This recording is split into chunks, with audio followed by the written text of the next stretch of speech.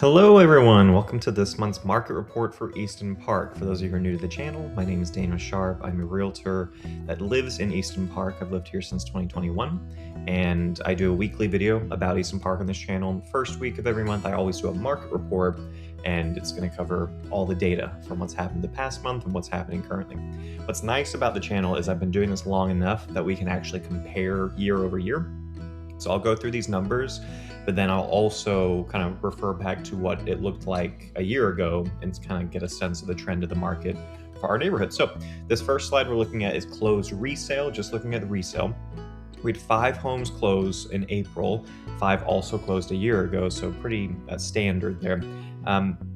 I will say days on market is getting much better. Clearly there's one there that was on market for quite a while at 195, but in general, the ones that did close did it within 1 to 3 weeks, which is a really good sign. Another great sign, a really good sign, is under contract. There's 15 resale homes currently under contract, which is crazy.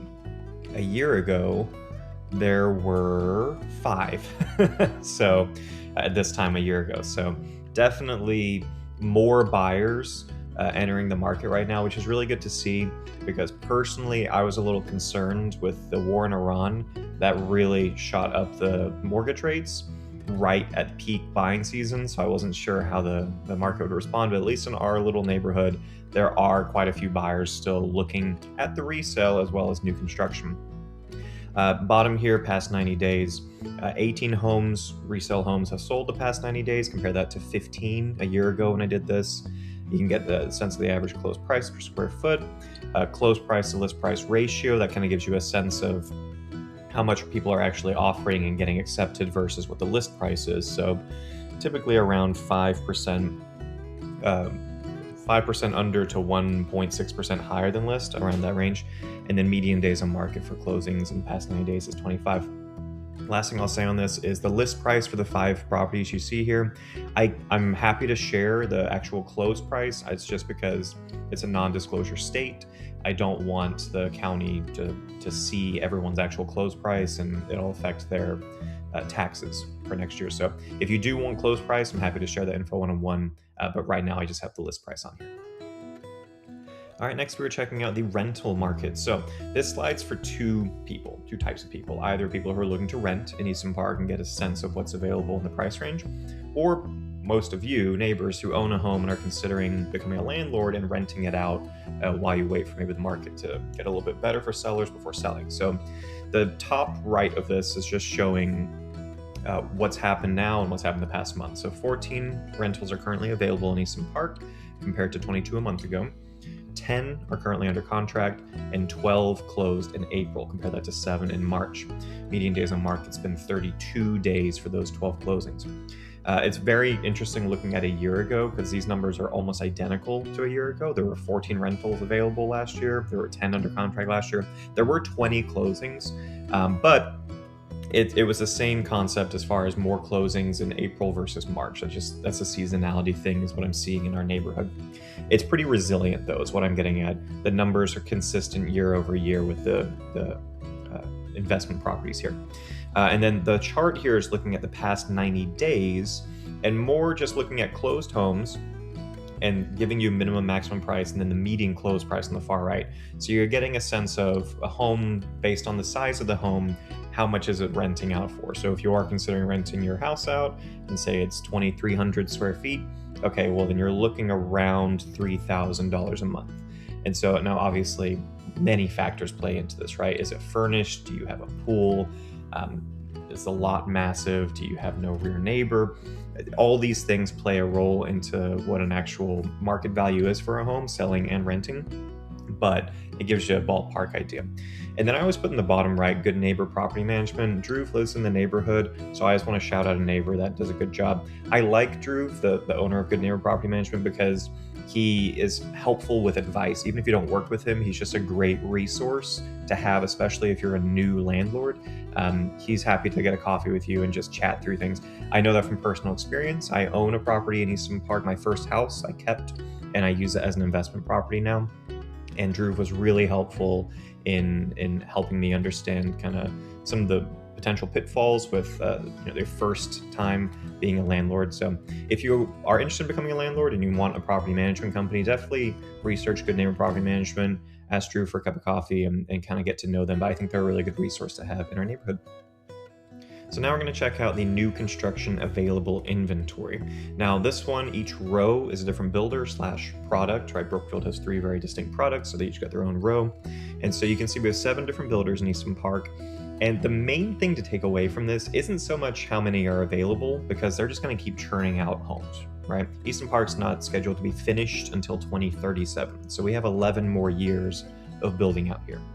And so there's going to be, between 70 to 100, 110 homes available inventory constantly, because they're just going to keep building as they sell more. You can see they're already building the Slaughter Lane extension and just developing the land further south as they extend Easton Park. So that number doesn't really matter to me as much.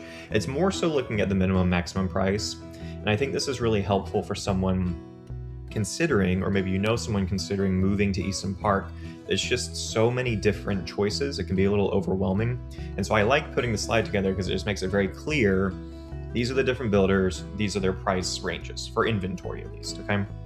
And honestly, if you do the to be built, it's not going to be that far off these price ranges, maybe a little bit more, again, depending on how much you customize. But just to talk very briefly about each product, because they are a little different. Brookfield condos, those are detached condos, so it's not like you're sharing a wall or anything. And you're going to pay a little bit more in your HOA fee, but it's going to be not really much of a yard, right? You're going to have gravel on the side. That's going to be the lowest price entry for a new construction. The courtyard homes, a tiny yard, and you're going to have a shared driveway. You'll have your own driveway, but shared driveway is kind of the next step up as far as price. The other step up is David Weekley. Now those are townhomes. I should probably write that on here. David Weekley are all townhomes. You are going to have a shared wall. They offer 2 to 3 story, a small backyard. It is a gated community, and that's the only gated community in Easton Park. Newmark and Pacesetter are courtyard style homes. Not courtyard in the sense of Brookfield, but courtyard in the sense of the layout of their floor plans. Their patio is kind of in the middle of the house. And so it's a little difficult to get to the yards. The yard's in the back, but the patio's in the middle. Very different style home. Some of them have ADUs above the garage. Some of them have casitas. So if you're interested in doing a kind of an Airbnb situation, a short-term rental out of a single room while you're paying off the mortgage, those are really good options to look at. And then finally, Brookfield single-family homes, Highland, Taylor Morrison, and Perry. Those are all traditional front-facing garage, single-family homes. You can get 2 to 3 car garages there. Obviously, these are the ones that most people do the to-be-built route, where you can pick a lot and pick the exact floor plan you want on that. So that kind of gives you a sense of kind of the different what we have here in Easton Park. And again, this is more so not for neighbors. Neighbors know most of this. But if you know someone considering, or you are someone new to the channel considering buying in Easton Park, then you kind of get a sense of, okay, well, I'm kind of looking for that product. Great, now I know the price range that's available. I will say for inventory, it's the last thing, I can talk for days on it. For inventory with new construction, that's typically where you're going to get the best deal. And if you use a realtor, such as myself, that can negotiate well, that's where you're going to be able to get the most as far as incentives and concessions from the builder. With to be built, typically they don't concede that much. It's more of this is the incentive we have and sign here. But when it's an inventory home, they're just trying to get it off their books. And so you have more leverage and more power to negotiate better price and better terms. So something to keep in mind there too. And now finally, we're looking at what's available right now as of me recording in early May. So bottom right, just looking at resale, there are 24 single family homes currently available. Last month, there were 23 available. 1 detached condo compared to 3 available a month ago. You can see the price range there, and the median cumulative days on market is 44 days. Comparing this to a year ago, because so many sold in April, a year ago, we actually had 45 resale homes, which is astounding to look at. So right now we have 25. A year ago, we had 45. And the reason we have so much less is partly because 15 are under contract right now, as opposed to 5 a year ago. So we are seeing more resale homes getting bought up, which is really, really good to see.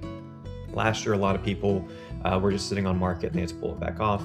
So it's nice to see that. Now, I'm not sure if it's purely just more buyers are coming on market. I'm sure it's a mixture of that, as well as people looking to sell their home are just accepting they may have to go a slightly lower price than they were expecting.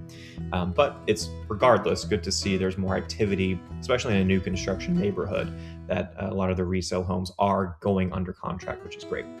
Now, looking at the bar chart on the far left, this is grouped by square footage, available homes. The white column is resale. The dark blue column is new construction inventory.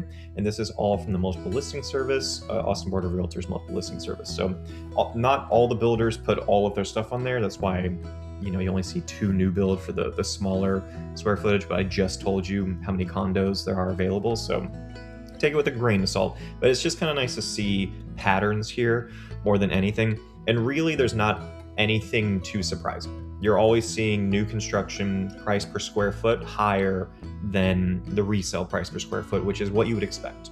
And you're seeing the larger homes are a lower price per square foot versus the smaller homes, which again is what you would expect. So the chart should go down like that, and the new build should always be higher than the resale. So that's exactly what I would expect. I will say 2 things with this. First of all, a year ago, basically all of these prices were a little bit higher a year ago. Now, that's not to say, it's a bad thing per se, that the price per square foot has come down, because we're actually seeing people buy properties, whereas the price per square foot was higher a year ago, but very few properties were actually getting sold. So it's kind of just realistic with the market that we are seeing where that is. I don't expect this trend to continue going down and down.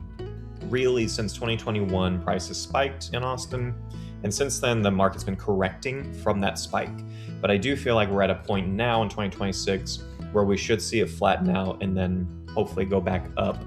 A lot of factors play into this, obviously, and a lot of world economic factors play into it too. But a big one is interest rates. If interest rates come down, then prices typically go up. It's an inverse with interest rates versus prices, right? That's why when interest rates were historically low, prices shot up, right? So if we see the interest rates come down a little bit, then that should help at least the prices go up a little bit, because it's all about what someone can afford when they're buying a home. Really, in the day, can they afford the monthly mortgage payment? And interest rate is a big factor in that. The second thing I'll say about this is new construction typically can offer higher prices because they're promoting better incentives. They're promoting a rate buy down, for instance. So you may see a sign saying, hey, we'll offer you a 4.99 interest rate. The secret is you can get that from a resale. You just have to ask. It's not like some magical thing that only new construction can do. So I do want to spread the word with that. If you are considering buying in Easton Park or really anywhere in the Austin area, you can look at resale and go, okay, it's a great price, but I really want an extra $10,000 to buy my rate down. We talked to your lender before, figure out how much $10,000 gets you, maybe, because market rate right now is at a 6.5 for a 30-year conventional. So how much would it cost to get me down to a 4.99? Maybe it would cost $20,000. Let's say $20,000. Then we can just put that in the contract. Hey, I want to buy this resale home and I want $20,000 seller concession because I want you to help me buy my rate down. In this market, sellers may say yes to that. If the list price, the price you're putting in the contract's close enough, at the end of the day, they just care about their net profit. So I just want to make sure you understand, it's not you're going to get a better rate with a new construction. It's they're advertising that, and that's part of the structure of that business model, but you can negotiate a lower interest rate with resale too. So make sure if you are currently looking at a home, you're already working with a realtor, talk to them about that. If you're considering buying, make sure you work with a realtor. Obviously, I do these videos to reach more people and promote myself and my services and to educate. But regardless of whether it's me or someone else, make sure your realtor is negotiating the best terms as well as the price, because the price really doesn't matter that much. It's more about the terms, right? What's my interest rate? How's that affect my monthly payment? How much money do I need to bring to close? All of those good things. And that's it. Thank you for taking the time to watch my video this week. If you are considering buying or selling property in the greater Austin area, or specifically Easton Park, you can always give me a call, shoot me a text, send me an email, or schedule a Zoom call. You can also subscribe to this channel. Like I said, I do weekly videos on here. I'm incredibly consistent with that. I've been doing it for about 1.5 years and plan to continue doing it for the foreseeable future. So if you are not ready to speak with a realtor, but you do want to kind of keep an eye on what's happening in the neighborhood, please subscribe, and then you'll see that pop up once a week. But reach out if I can help in any way. And until next time, see you guys around town.